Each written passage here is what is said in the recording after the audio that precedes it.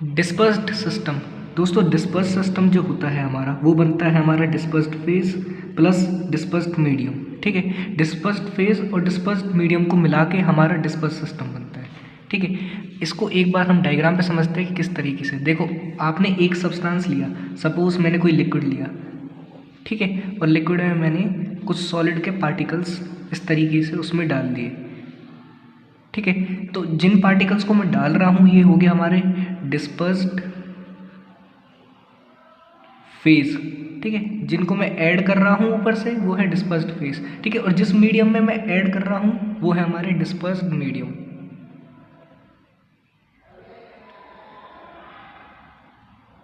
ठीक है, तो डिस्पर्स्ड सिस्टम हमारे 3 टाइप्स के होते हैं। ठीक है, अब टाइप्स के बारे में बात करते हैं तो डिस्पर्स सिस्टम हमारे 3 टाइप के होते हैं। पहला होता है हमारा मॉलिक्यूलर, ठीक है, जो कि ट्रू सॉल्यूशंस के नाम से भी जाना जाता है। ठीक है, इसमें जो पार्टिकल का साइज होता है वो लेस देन 1 नैनोमीटर होता है। ठीक, सेकंड होता है हमारा कोलोइडल। ठीक है, कोलोइडल डिस्पर्सन। ठीक, फॉर एग्जांपल जैसे कि मिल्क होता है हमारा। ठीक है, इसमें पार्टिकल का साइज रेंज होता है 1 नैनोमीटर से 0.5 माइक्रोमीटर। ठीक है, यहाँ पे पार्टिकल साइज का ही डिफरेंस है इन तीनों में। ठीक है, और थर्ड है हमारा कोर्स डिस्पर्सन। ठीक है, कोर्स डिस्पर्सन जैसे सस्पेंशन और इमल्शन में होता है, इसमें पार्टिकल का साइज होता है मोर देन 0.5 माइक्रोमीटर। ठीक है, अब एक एग्जाम्पल देते हैं, देखते हैं कि एग्जाम्पल क्या है डिस्पर्स सिस्टम का हमारा। ठीक है, तो देखो एग्जाम्पल है हमारा जैसे ब्लड, ह्यूमन का जो ब्लड होता है उसमें तीनों टाइप के डिस्पर्सन सिस्टम हमें देखने को मिलते हैं। ठीक है, क्योंकि ब्लड में हमारे पेप्टाइड्स, प्रोटीन और ग्लूकोज होते हैं। ठीक है, जो कि मोलिकुलर डिस्पर्सन का एग्जाम्पल है। ठीक है, जो मोलिकुलर लेवल पे होता है। ठीक, सेकंड, ब्लड में हमारा एल्ब्यूमिन नाम का एक प्रोटीन होता है। ठीक है, जो कि बड़ा प्रोटीन होता है। ठीक है, ये हमारा एग्जाम्पल है कोलोइडल डिस्पर्सन का। वहीं थर्ड, ब्लड में हमारे आरबीसी होते हैं, रेड ब्लड सेल्स, ये एग्जाम्पल है हमारे कोर्स डिस्पर्सन के। ठीक है, तो इस वीडियो में हमने डिस्पर्सन सिस्टम और उनके टाइप्स के बारे में बात की थी। अब अगली वीडियो में हम डिस्पर्सन सिस्टम की प्रॉपर्टीज़ के बारे में बात करेंगे कि मॉलिक्यूलर, कोलोइडल और कोर्स डिस्पर्सन की प्रॉपर्टीज़ क्या होती हैं। ठीक है, और ये तीनों एक दूसरे से किस तरीके से डिफर करते हैं।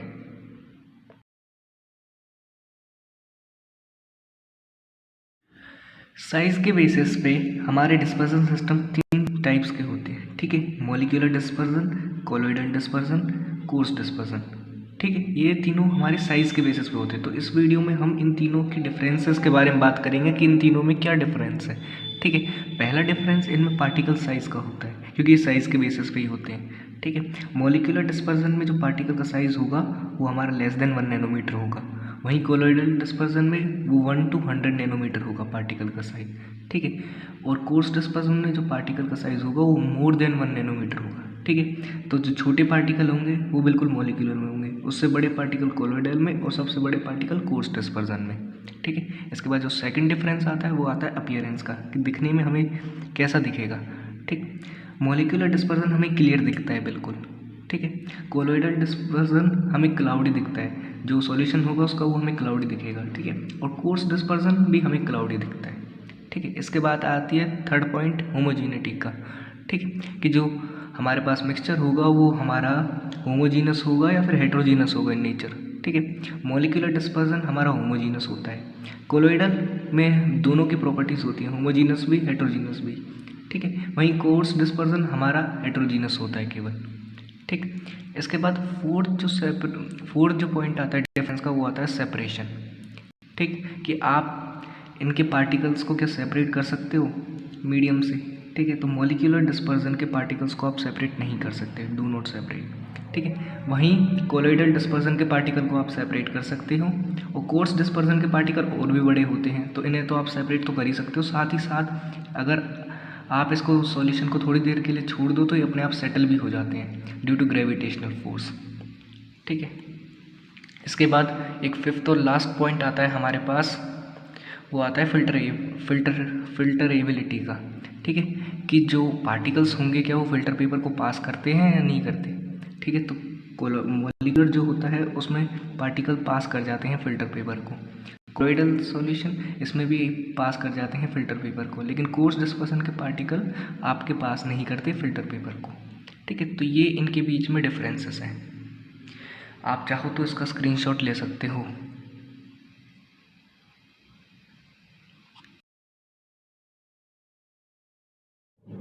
Size of colloidal particles. दोस्तों, जो कोलॉइडल पार्टिकल्स होते हैं उनका साइज रेंज होता है हमारा 1 नैनोमीटर से 100 नैनोमीटर तक। ठीक है, ये इनका साइज रेंज होता है। ठीक है, इसी साइज रेंज में हमारे कोलॉइडल पार्टिकल एग्जिस्ट करते हैं। ठीक है, अब कोलॉइडल पार्टिकल बनाने के लिए हमें ज़रूरत होती है कि हम पार्टिकल का साइज़ रिड्यूस करें। ठीक है, क्योंकि कोलॉइडल पार्टिकल का जो साइज़ होता है वो बहुत ही कम होता है। ठीक, तो जब हम कोलॉइडल पार्टिकल बनाने के लिए साइज़ रिड्यूस करते हैं पार्टिकल्स का, ठीक है, तो जैसे ही अगर पार्टिकल का साइज़ रिड्यूस होगा तो उनका जो सरफेस एरिया होगा वो इंक्रीज़ हो जाएगा। ठीक है, क्योंकि जो साइज़ होता है, अगर आप साइज़ को रिड्यूस करते हो तो जो सरफेस एरिया होता है वो इंक्रीज़ हो जाता है। ठीक है, ये बात हमेशा याद रखना, सरफेस एरिया इंक्रीज़ हो जाता है। ठीक है, साइज़ रिड्यूस करने पर सरफेस एरिया इंक्रीज़ हो जाता है। ठीक है, तो कोलॉइडल पार्टिकल्स का जो सरफेस एरिया होता है वो बहुत ज़्यादा होता है, वेरी लार्ज होता है। ठीक है, तो इसकी वजह से कोलॉइडल पार्टिकल का जो स्पेसिफिक सरफेस होगा वो भी बहुत ज़्यादा होगा। ठीक है, अगर आपको स्पेसिफिक सरफेस के बारे में नहीं पता, स्पेसिफिक सरफेस क्या होता है, तो देखो स्पेसिफिक सरफेस होता है हमारा surface area per unit weight और वॉल्यूम। ठीक है, जो सरफेस एरिया है उसको डिवाइड कर दो वेट से या फिर वॉल्यूम से। ठीक है, ऑफ पार्टिकल। ठीक, तो वो हो जाता है उसका स्पेसिफिक सरफेस। ठीक है, तो कोलॉइडल पार्टिकल का स्पेसिफिक सरफेस भी बहुत ज़्यादा होता है। ठीक है, अब कोलॉइडल पार्टिकल जब सरफेस एरिया जब बहुत ज़्यादा है और स्पेसिफिक सरफेस भी ज़्यादा है तो इसकी वजह से कोलॉइडल पार्टिकल्स की कुछ प्रॉपर्टीज़ होती हैं। ठीक है, तो पहली प्रॉपर्टी होती है कि कोलॉइडल पार्टिकल एक्ट कर सकते हैं कैटलिस्ट की तरह। ठीक है, एक्शन ऑफ कैटलिस्ट। ठीक, जैसे फॉर एग्जांपल जो प्लेटिनम होता है हमारा वो एक्ट करता है कैटलिस्ट की तरह इन कोलॉइडल फॉर्म ओनली। ठीक है, जब आप प्लेटिनम को तोड़ के उसके छोटे छोटे पार्टिकल्स कर दोगे जो कोलॉइडल डिस्पर्जन की फॉर्म में एग्जिस्ट करेंगे, तभी प्लेटिनम एक्ट करता है कैटलिस्ट की तरह। ठीक है, कोलॉइडल साइज रेंज में ही एक्ट करता है कैटलिस्ट की तरह। ठीक है, सेकंड, कलर ऑफ पार्टिकल। ठीक है, जो हमारा रेड गोल्ड सोल होता है, ठीक है, वो ब्लू कलर में चेंज हो जाता है अगर हम पार्टिकल के साइज़ को इंक्रीज़ करते हैं। ठीक है, तो कोलॉइडल पार्टिकल बनाने के लिए हमें पार्टिकल का साइज़ डिक्रीज़ करना पड़ता है। तो इसका मतलब कि अगर यहाँ पे अगर एस पार्टिकल साइज़ डिक्रीज़ होगा तो जो ब्लू कलर होगा वो चेंज हो जाएगा हमारा रेड कलर में ऑफ गोल्ड सोल। ठीक है, तो कलर ऑफ पार्टिकल को भी कंट्रोल करता है ये। ठीक है, तीसरा, जो पार्टिकल होते हैं, पार्टिकल का जो साइज़ होता है, ठीक है, ये हमारा पार्टिकल सेपरेशन के लिए भी यूज़ हो सकता है। ठीक है, तो आप पार्टिकल को सेपरेट कर सकते हो बेस्ड ऑन साइज। ठीक है, colloidal particle can be separated from molecular particle. ठीक है, बेस्ड ऑन साइज, क्योंकि जो मॉलिक्यूलर पार्टिकल्स होते हैं हमारे उनका साइज़ बहुत छोटा होता है। ठीक है, as compared to colloidal particle, तो हम उन्हें सेपरेट भी कर सकते हैं साइज़ के बेसिस पे। ठीक है, इसके लिए 3 टेक्निक्स जो यूज़ होती है वो हमारी डायलिसिस, अल्ट्राफिल्ट्रेशन और इलेक्ट्रोडायलिसिस है जो सेपरेशन के लिए यूज़ होती है। ठीक है, इन तीनों को मैंने अलग अलग वीडियोस में बहुत ही आसान तरीके से एक्सप्लेन कर रखा है, जिनका लिंक भी डिस्क्रिप्शन में आपको मिल जाएगा। ठीक है, तो ये था हमारा size of colloidal particles. Shape of colloidal particle. तो दोस्तों, इस वीडियो में हम बात करेंगे शेप्स ऑफ कोलॉइडल पार्टिकल के बारे में। ठीक है, देखो शेप ऑफ कोलॉइडल पार्टिकल हमारे लिए बहुत ज़्यादा इंपॉर्टेंट है। क्यों? क्योंकि पार्टिकल की शेप जितनी ज़्यादा एक्सटेंडेड होगी, ठीक है, जितना ज़्यादा पार्टिकल हमारा एक्सटेंडेड शेप का होगा, मतलब कि इंक्रीज शेप का होगा, ठीक है, उतना ही उसका ज़्यादा होगा स्पेसिफिक सरफेस। ठीक है, मतलब जितना बड़ा पार्टिकल उतना उसका स्पेसिफिक सरफेस ज़्यादा। ठीक है, और जितना स्पेसिफिक सरफेस उसका ज़्यादा होगा उतना ही ज़्यादा उसमें अट्रैक्टिव फोर्सेस बन सकते हैं। ठीक है, उतना ही वो पार्टिकल दूसरे पार्टिकल के साथ अट्रैक्टिव फोर्सेस बना के रखेगा। ठीक है, तो शेप हमारे लिए इंपॉर्टेंट क्यों होती है? देखो, क्योंकि शेप जो कोलॉइडल पार्टिकल की होती है वो अफेक्ट करती है फ्लो को। ठीक है, कि पार्टिकल का फ्लो रेट कैसा होगा, ठीक है, सेडिमेंटेशन को, ऑस्मोटिक प्रेशर को। ठीक है, और शेप फार्मास्यूटिकल साइंसेस में अफेक्ट करती है किसको? फार्माकोलॉजिकल एक्शंस को भी। ठीक है, कि वो पार्टिकल हमारी बॉडी में किस तरीके से एब्जॉर्ब्ड होगा, ठीक है, किस तरीके से डिस्ट्रीब्यूट होगा, उस सब को अफेक्ट करती है shape.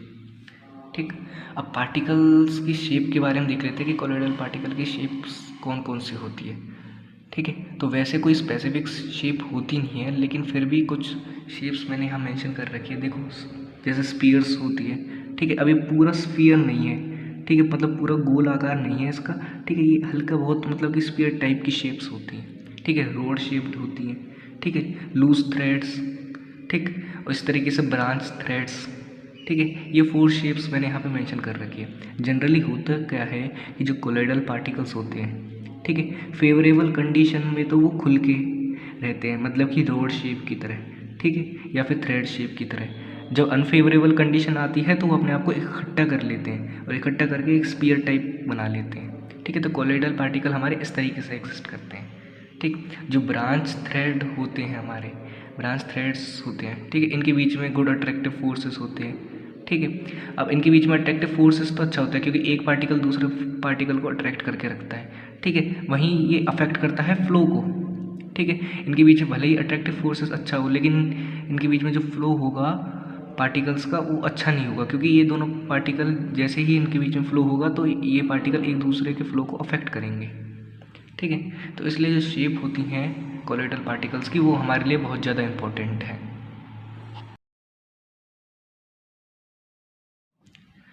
Types of colloidal system. दोस्तों जब हम कोलोइडल सिस्टम के बारे में बात करते हैं, ठीक है, तो कोलोइडल सिस्टम हमारे 3 टाइप्स के होते हैं, लायोफिलिक, ठीक है, लायोफोबिक एंड एसोसिएशन कोलोइड्स, ठीक।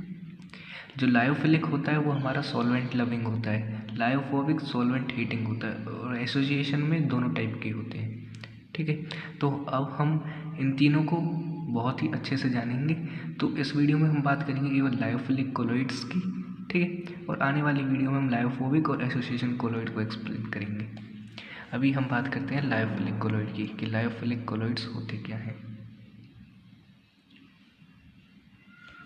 देखो, लायोफिलिक कोलोइड्स हमारे 2 वर्ड से मिलकर बने हैं, लायो प्लस फिलिक, ठीक है। फिलिक का मतलब होता है लविंग और लायो का मतलब होता है सॉल्वेंट, ठीक है, या फिर लिक्विड, ठीक है। तो जो लायोफिलिक कोलोइड्स होते हैं वो हमारे सॉल्वेंट लविंग होते हैं, ठीक। सॉल्वेंट लविंग का मतलब जो डिस्पर्स्ड फेज होता है, dispersed phase have high affinity for dispersed medium, ठीक है। जो डिस्पर्स्ड फेज होगा इसमें वो अच्छी रिश्तेदारी बना के रखेगा डिस्पर्स्ड मीडियम के साथ, ठीक। एग्जाम्पल जैसे असेशिया और जेलेटिन इन वाटर, ठीक है। इसको हम एक बार डायग्राम पे भी समझ लेते हैं कि किस तरीके से वर्क करता है ये। देखो, तो हमारा होता क्या है कि भाई हम किसी पार्टिकल को मीडियम में डिस्पर्स करें, ठीक है। ये हमारी डिस्पर्स्ड फेस है, ये हमारी डिस्पर्स्ड फेस है और ये हमारा मीडियम है, ठीक। तो जो पार्टिकल्स होंगे, ठीक है, या फिर जो डिस्पर्स्ड फेज होगा वो अपने आसपास वाले सॉल्वेंट से बॉन्ड्स बना के रखेगा अच्छी तरीके से, ठीक है। तो इसी को हम बोलते हैं लायोफिलिक कोलोइड्स।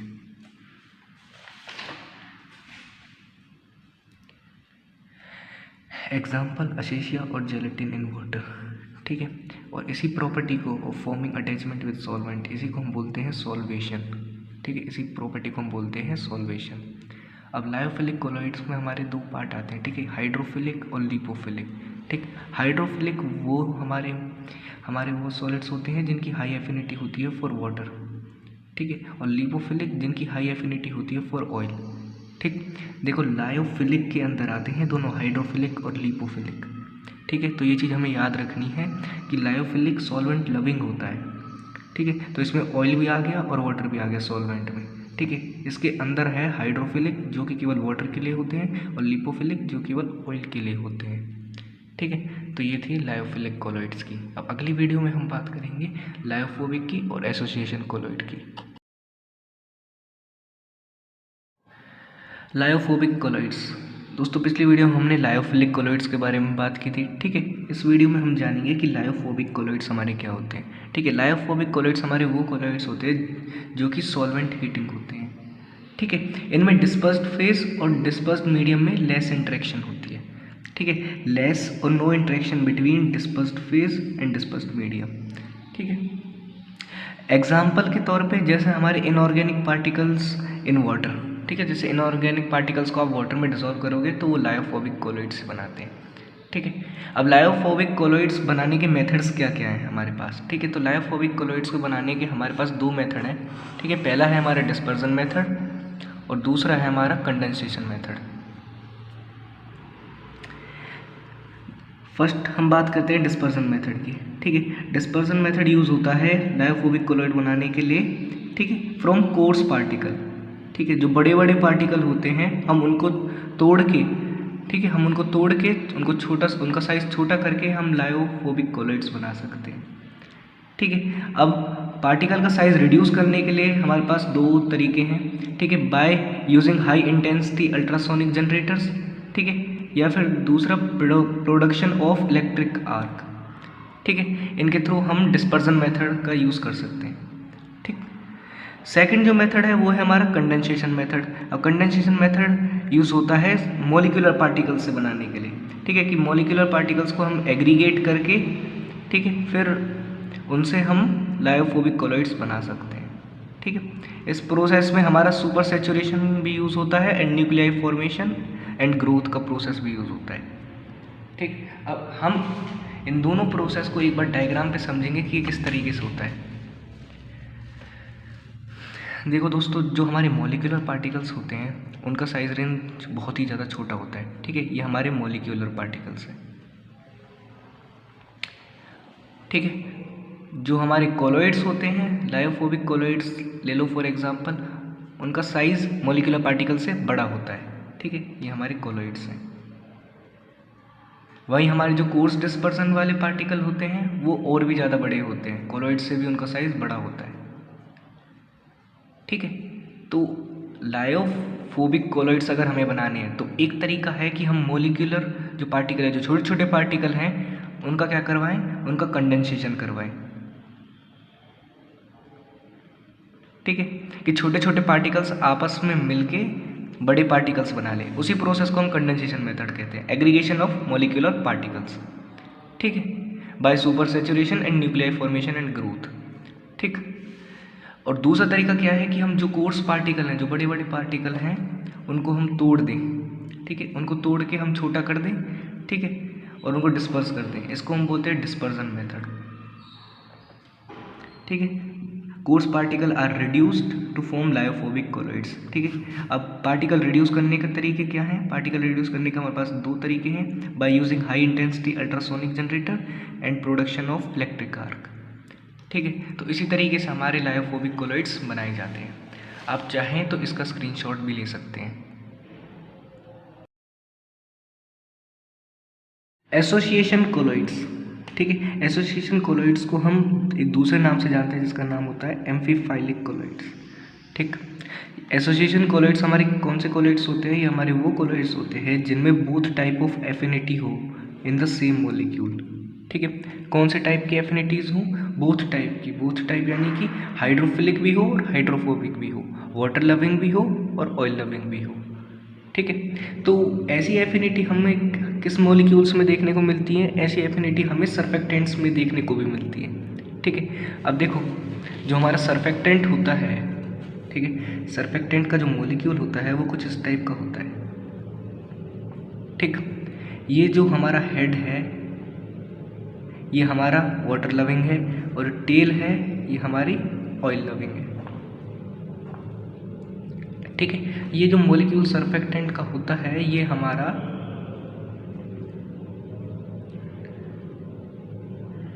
ठीक है, ये मॉलिक्यूलर फॉर्म में एग्जिस्ट करता है, इस तरीके से मॉलिक्यूलर फॉर्म में एग्जिस्ट करता है, ठीक है। लो कंसंट्रेशन में सरफेक्टेंट के मॉलिक्यूल एग्जिस्ट करते हैं मॉलिक्यूलर स्टेट में, ठीक है। लेकिन जब ऐसे 50 मोनोमर यूनिट यानी कि ऐसे 50 मॉलिक्यूल्स आपस में मिल जाते हैं तो वो फॉर्म करते हैं माइसील, ठीक है। ऐसे 50 अगर मॉलिक्यूल्स आपस में मिल जाएं, सपोज एक तरीके से कि ये हमारा एक मॉलिक्यूल, एक दूसरा मॉलिक्यूल, तीसरा मॉलिक्यूल, चौथा मॉलिक्यूल, पांचवा मॉलिक्यूल, ठीक है। इस तरीके से करते हुए ये इस तरीके से करते हुए हमारे आपस में कंबाइन हो जाए, ठीक है। तो ये कुछ इस टाइप का एक स्ट्रक्चर फॉर्म कर लेते हैं जिसको हम बोलते हैं कंबाइन होके एक माइसील, ठीक है। इसी स्ट्रक्चर को हम बोलते हैं माइसील, इसी को बोलते हैं माइसील, ठीक है। अब ये जो माइसील फॉर्म होती है ये हमारी एग्जिस्ट करती है कोलोइडल साइज रेंज में, ठीक है। इसलिए हम इनको एसोसिएशन कोलोइड्स में पढ़ते हैं, ठीक है। तो 50 मोनोमर्स कंबाइन करके आपस में फॉर्म करते हैं माइसील, ठीक है। और जो कंसंट्रेशन होती है, concentration of monomer at which micelle formed is called critical micelle concentration, ठीक है। इसी को बोलते हैं हम CMC, क्रिटिकल माइसील कंसंट्रेशन, ठीक है। जिस कंसंट्रेशन पे हमारे माइसील की फॉर्मेशन हो जाए, ठीक है, इस तरीके से माइसिल की फॉर्मेशन हो जाए तो उसको हम बोलते हैं क्रिटिकल माइसिल कंसंट्रेशन। ठीक है, अब ये जो एम्फीफाइल होते हैं हमारे, जो सर्फेक्टेंट्स होते हैं हमारे, ये हमारे एनाइनिक भी हो सकते हैं, कैटाइनिक भी हो सकते हैं, नॉन आयनिक भी हो सकते हैं और ज्विटर आयनिक भी हो सकते हैं। ठीक है, तो ये इनके नेचर हैं जो हो सकते हैं। ठीक है, और अगर हम एक से ज़्यादा सर्फेक्टेंट को मिक्स करें आपस में तो क्रिटिकल माइसिल कंसंट्रेशन पे भी इफेक्ट पड़ता है। ठीक, अब क्रिटिकल माइसिल कंसंट्रेशन क्या हो जाएगी अगर हम दो सर्फेक्टेंट को आपस में मिक्स करें, दो एम्फीफाइल को आपस में मिक्स करें तो क्या होगी, देखो वो हो जाएगी हमारी x1 अपॉन में CMC ऑफ 1। ठीक है, x1 क्या है यहाँ पे, x1 है यहाँ पे नंबर ऑफ मोल्स। ठीक है, CMC ऑफ 1 ये है, ये जो पहला वाला हमारा वो होगा, पहला वाला हमारा सर्फेक्टेंट होगा, उसकी क्रिटिकल माइसिल कंसंट्रेशन है। वहीं x2 दूसरे वाले की है, दूसरे वाले का नंबर ऑफ मोल्स कितने होंगे। ठीक है, number of moles molecular fraction कितना होगा। ठीक है, और ये CMC2 है, ये हमारी ये हमारा डिनोट कर रहा है critical micelle concentration CMC of amphiphile number 2। ठीक है, तो इस तरीके से हम क्या निकाल सकते हैं, अगर हम दो एम्फीफाइल को मिक्स करते हैं तो उनकी जो क्रिटिकल माइसिल कंसंट्रेशन होगी वो दोनों को मिला के निकलेगी। ठीक है, इस फॉर्मूला से।